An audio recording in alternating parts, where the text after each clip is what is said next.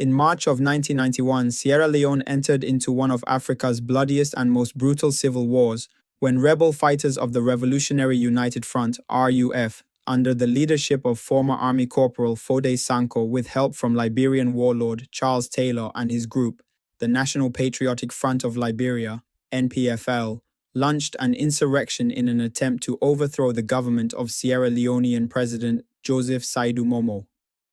The war lasted for almost 11 years and had over 50,000 up to 70,000 casualties in total. An estimated 2.5 million people were displaced during the conflict, and widespread atrocities occurred.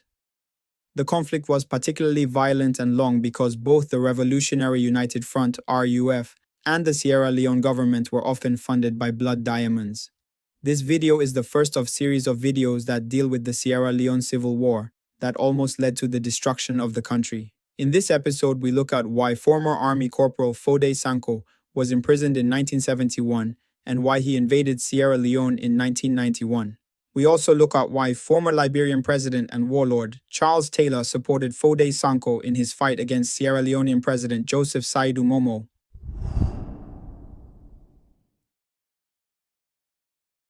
Foday Sankoh was born on October 17, 1937, in the remote village of Masangmayoso in Tonkolili district in northern Sierra Leone. He was the son of a farmer. He attended schools in Magboroka town, the capital and largest city of Tonkolili district in northern Sierra Leone. After getting basic education, Sankoh took on a number of jobs before enlisting in the Sierra Leone Army in 1956. He was trained as a signal officer and photographer and rose to the rank of corporal. On April 27, 1961, Sierra Leone gained independence from Britain, with Sir Milton Margai of the Sierra Leone People's Party, the SLPP, as the first Prime Minister of the country, and in 1962 Sankoh served briefly in the Sierra Leonean military unit that participated in the failed United Nations peacekeeping operation in the former Belgian Congo. In 1963, Sankoh was sent to Nigeria for a 6-month training course in radio communications. 3 years later, in 1966, he was sent to England for another 6 months training, again in communications, including radio and television operations. He returned to Sierra Leone in 1967. In 1971, Sankoh was dismissed from the army and jailed for 7 years at the Pademba Road prison in Freetown for taking part in an abortive coup attempt led by the army commander, Brigadier John Amadou Bangura, on March 23, 1971. Against Prime Minister Siaka Stevens of the All People's Congress Party, the APC. The army commander, Brigadier John Amadou Bangura, and 3 others were tried, convicted, and executed. This was the first official sanctioned killing by the government. Others in the plot were arrested and imprisoned, including Corporal Foday Sankoh, who was dismissed from the army and imprisoned for 7 years. It was during his time in prison that caused his animosity towards the APC regime in general, as well as his resentment of Joseph Saidu Momoh, who succeeded John Amadou Bangura as head of the army, and who Sankoh accused of having betrayed his commander, in particular, as it was Momoh who informed Siaka Stevens about the coup plot. In the same year of 1971, Siaka Stevens declared Sierra Leone a republic with himself as the first executive president. Siaka Stevens became an absolute dictator with control of both parliament and the courts. Siaka Stevens also grossly mismanaged the economy. Stevens' rule saw the destruction and perversion of every state institution. Parliament was undermined, judges were bribed, elections were rigged and violent, and the treasury was emptied to finance small projects that benefited he and his close allies. The late 1960s to mid-1970s saw frequent state of emergency and numerous executions of political foes. Ex-Corporal Foday Sankoh was released from prison in 1978. The same year, Siaka Stevens declared Sierra Leone a one-party state. Upon his release from prison, Sankoh worked as a commercial photographer in the south and eastern part of the country, eventually making contact with a bunch of young anti-government radicals, to whom, because of his age and army background, he became a kind of benevolent godfather. In 1985, Siaka Stevens was 80 years old. He retired from office and handed over power to Major General Joseph Saidu Momoh, the army commander and the highest-ranking officer in the army. Siaka Stevens' rule came to be known as the 17 Years Plague of Locusts. Momoh wasn't a tyrant like Siaka Stevens, but he was weak and ineffectual, and criticized for his frequent drinking parties. Momoh inherited a destroyed economy that continued to decline. In November of 1987, Momoh declared a state of emergency after workers in the public sector engaged in strike caused by the government inability to pay their salaries. With the state unable to pay its civil servants, those desperate enough ransacked and looted government offices and property. Even in Freetown, important commodities like gasoline were scarce. Momoh himself had to admit over the BBC Focus on Africa that he had failed the people of Sierra Leone. The government hit rock bottom when it could no longer pay school teachers, and the education system collapsed. Momoh declared that education was a privilege and not a right of citizens. The bulk of Sierra Leone's youth during the late 1980s roamed the streets aimlessly. By the time the Civil War started, conditions were bad, and the country may have been ready for war. But the conflict that eventually took place wasn't initiated to improve the lives of the people. It was instigated by two power-hungry men, Foday Sankoh and Charles Taylor of Liberia, with support from Muammar Gaddafi, the president of Libya, who was attempting to expand his influence in West Africa. Back in 1977, in response to the deteriorating political and economic situation, students of Foday College, the oldest Western-style university institution in West Africa, held demonstrations that were put down violently by Siaka Stevens' security forces and gangs of APC youth. A group of student activists at Foday College founded an organization they called the Pan-African Union, the PANAFU, to agitate for social justice and the restoration of democracy. The name of the organization linked it with Pan-Africanism, a movement that promoted African and Black solidarity and self-sufficiency. In their search for political ideology, the PANAFU students studied the Green Book, a revolutionary tract created by Muammar Gaddafi. Gaddafi's Green Book, which the Sierra Leonean students were studying, sets forth his third universal theory of direct governance by the people, rather than by a party, class, or ethnic group. This was a theory designed to appeal to activists from countries with oppressive regimes that were often supported by Western countries, and Gaddafi's plan was to attract militants to his World Revolutionary Headquarters near Benghazi in Libya and train them in revolutionary theory and guerrilla warfare, then support insurgencies against Western-supported governments. In Sierra Leone, the PANAFU students set up Green Book study groups around the country, including one in Bo, the country's second-largest city. One person who became involved with the study group in Bo was the former Corporal Foday Sankoh, who had left prison in 1978 and become a commercial photographer in Bo, then later in the town of Segbuema in far eastern Kailahun district, deeper into strongly anti-government Mende territory. At the same time, events were taking place next door in Liberia that would set the stage for wars in both countries. Liberia, a heavily forested country with 16 indigenous ethnic groups, had an early history similar to Sierra Leone's. Beginning in the 1820s, a group in the United States called the American Colonization Society bought land along the coast for the resettlement of free African Americans. The settlement grew and expanded into the interior, and in 1847, the Republic of Liberia was established with Monrovia, named after U.S. President James Monroe, as its capital. The settlers were known as Americo-Liberians. They dominated politics and became the elite of the country, keeping power out of the hands of the local tribes and leaving the interior of the country undeveloped. In 1980, the last Americo-Liberian president, William Tolbert, was overthrown by Master Sergeant Samuel Doe in a coup that included the murder of the president and the public execution of the cabinet on a beach in the capital. Doe allowed indigenous people into government and was popular at first, but he began to favor his own tribe, the Kron, and his popularity with other ethnic groups declined. Doe's regime was supported by the United States, which was using Liberia as its main Cold War ally in West Africa, with a communications center and broadcast facilities for the Voice of America. In 1980, a young and ambitious Liberian named Charles Taylor returned to Monrovia from university studies at Bentley College in Massachusetts and joined Doe's administration as head of purchasing. In 1983, he was accused of embezzlement and he fled to the United States, where he was arrested on an extradition warrant. Taylor was put in prison, but he escaped in 1985 and traveled to Mexico. The same year, an insurgent group called the National Patriotic Front of Liberia, the NPFL, attacked Liberia in an attempt to overthrow President Doe, but they were fought back and defeated by the Liberian army. The NPFL was predominantly from the Gio and Mano tribes, and in revenge Doe had the two tribes singled out for killings by the Liberian army. From Mexico, Charles Taylor returned to Africa and traveled to Ghana, where he met with remnants of the NPFL taking refuge there.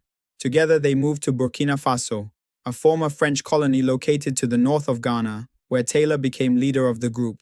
He also became friendly with Blaise Compaoré, second in command of Burkina Faso. Muammar Gaddafi had been involved in Burkina Faso since 1983, when he supported a coup that brought Thomas Sankara, a charismatic Pan-Africanist, to power, and Sankara had named his friend Blaise Compaoré second in command. In 1987, Gaddafi supported a second coup in which Blaise Compaoré replaced Thomas Sankara, with Sankara killed during the takeover. Charles Taylor and the NPFL were in Burkina Faso at the time of the coup, but it's not known if they were involved in bringing Blaise Compaoré to power. Nor is it known how they met Muammar Gaddafi, though at some point Taylor and his group became friendly with Gaddafi and he agreed to support them in an overthrow of the Liberian government, and they began military training and lessons in political theory at the World Revolutionary Headquarters. In 1987, a group of Sierra Leonean Pan-African students went to Libya for a training course, but when they returned to Sierra Leone, they split over strategy. A majority of the Pan-African members opposed a violent overthrow, preferring a revolution through education. A smaller group wanted to stage an armed insurgency, and in April 1988, they returned to Libya. This group of militants included two committed student activists named Abu Kanu and Rashid Mansarai. Foday Sankoh was also with them, having become more involved with anti-government factions in eastern Sierra Leone. Sankoh, who was the oldest and who had military experience in the Sierra Leone army, became the group's leader.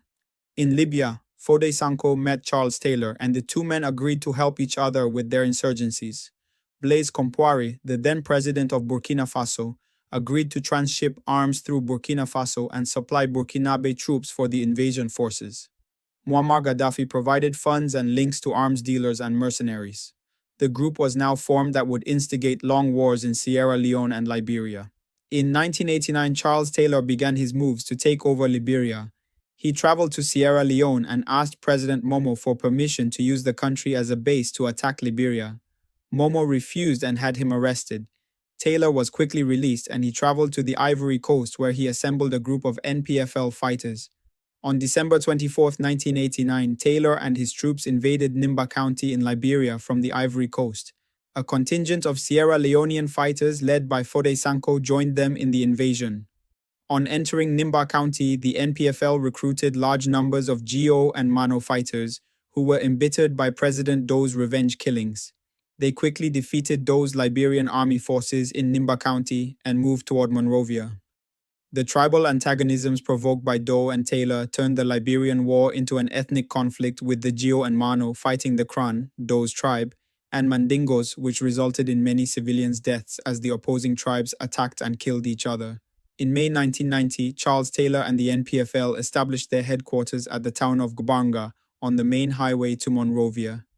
At this point, the NPFL split into two factions, one headed by Taylor and the other by a rival named Prince Johnson. Prince Johnson's forces arrived in Monrovia first and took control of parts of the city. In response, the Economic Community of West African States, ECOWAS, sent a force to stabilize the country, using Lungi Airport in Sierra Leone as a backup base. The force was named ECOMOG, an acronym for Economic Community of West African States Monitoring Group. The majority of the ECOMOG troops were Nigerian with smaller contingents from Sierra Leone, Guinea, Gambia, and Ghana. The US didn't intervene to help Samuel Doe.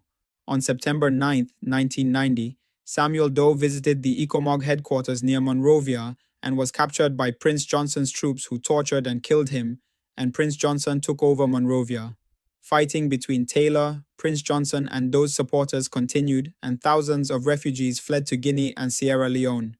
Guinean President Lansana Conté responded by sending Guinean army troops to the Liberian border and to strategic towns and bases in Sierra Leone. Charles Taylor, embittered that President Momoh had agreed for Sierra Leone to be used as a base for operations of the Economic Community of West African States Monitoring Group, ECOMOG, which was against his interest in Liberia. Charles Taylor therefore vowed to fight Momoh for two reasons.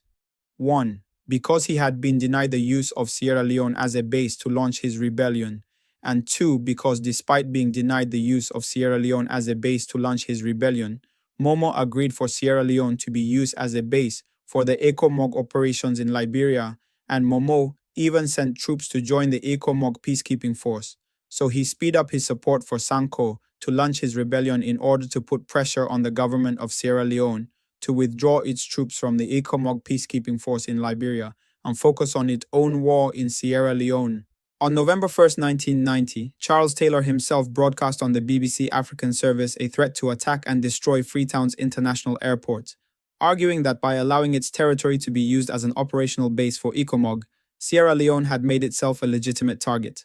President Momoh responded by describing Charles Taylor as an ungrateful man, and that Charles Taylor should appreciate the problem he has created for Sierra Leone with his war in Liberia, as Sierra Leone is overstretching its resources to care for the Liberian refugees in Sierra Leone.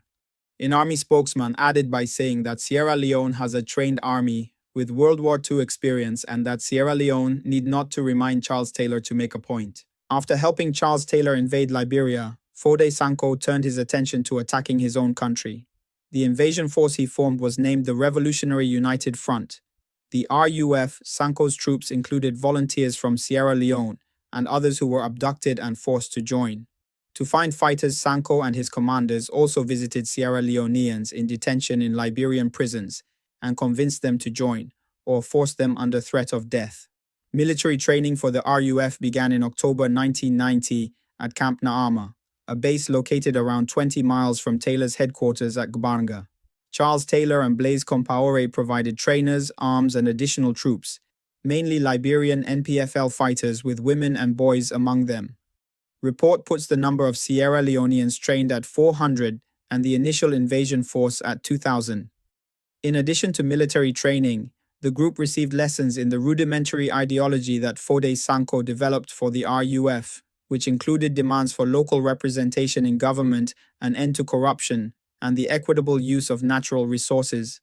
And when the fighting started, Sankoh used his skills as a speaker to repeat these points over and over to keep up the morale of his troops and to convince civilians of the righteousness of his invasion.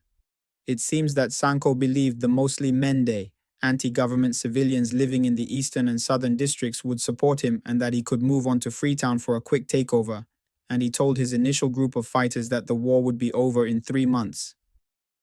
In the overall plan, Taylor would take control of Liberia and Sankoh would take over Sierra Leone, and the two men would become rulers of their respective countries. The diamonds in Sierra Leone were also a target as both a source of funds for the fighting and a means for Taylor and Sankoh to enrich themselves. Charles Taylor advised and supported Foday Sankoh and the RUF throughout the war. So, in March 1991, as Charles Taylor and the NPFL were still fighting to take over Liberia, Foday Sankoh and his troops moved from Camp Naama to the Sierra Leone border. Fighting began in March 1991 with attacks by Foday Sankoh's combined RUF and NPFL forces on Kailahun district in the east and Pujahun district in the south. In the east, the first attack was at Bomaru, a village on the border that is the crossing point to the town of Vaahun in Liberia. Sierra Leone army troops were stationed at the crossing, and before the attack were doing business with Charles Taylor's NPFL troops across the border, buying items the NPFL looted in Liberia and selling them to Sierra Leoneans. On March 23, 1991, the rebel forces attacked and captured Bomaru in the early morning hours, killing 14 people. Foday Sankoh's decision to launch his insurgency on March 23 of 1991 was planned and intentional. He decided on March 23 in order to coincide his insurrection with that of Brigadier John Amadu Bangura's failed coup attempt against Siaka Stevens of the same All People's Congress Party, the APC, which occurred on March 23, 1971, 20 years earlier, and which Sankoh was jailed and dismissed from the army for. So it's more like a continuation of the failed Brigadier John Amadu Bangura coup. After the attacks, there were speculations in Freetown that the attacks were an NPFL revenge mission against the Sierra Leonean border guards who had cheated them in the business they were doing. However, those speculations were cut short soon afterwards, as Foday Sankoh, speaking from Charles Taylor's base in Liberia, announced through the BBC that the attacks were the beginning of his people's armed struggle to overthrow the APC government of Joseph Saidu Momoh, the man who he felt betrayed the executed John Amadu Bangura, and that his group, the Revolutionary United Front, the RUF, was spearheading the struggle. The Momoh government responded by assuring its citizens of their safety, and President Momoh responded by sending troops to fight off the insurrection. However, the conflict lasted for almost 11 years, with an unquantifiable loss of lives and an unquantifiable destruction of both public and private infrastructures.